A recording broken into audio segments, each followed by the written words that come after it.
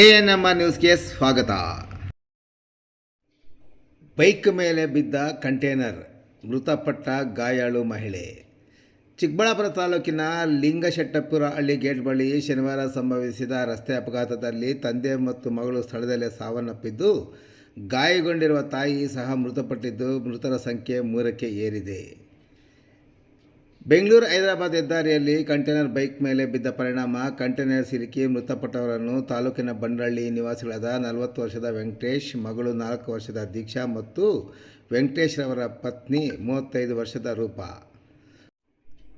ರೂಪಾರವರು 2 ಕಾಲುಗಳನ್ನು ಕಳೆದುಕೊಂಡಿದ್ದು, ಸಾವು ಬದುಕಿನ ಮಧ್ಯೆ ಹೋರಾಟ ನಡೆಸುತ್ತಿದ್ದ ಅವರ ಸ್ಥಿತಿ ಚಿಂತಾಜನಕವಾಗಿತ್ತು.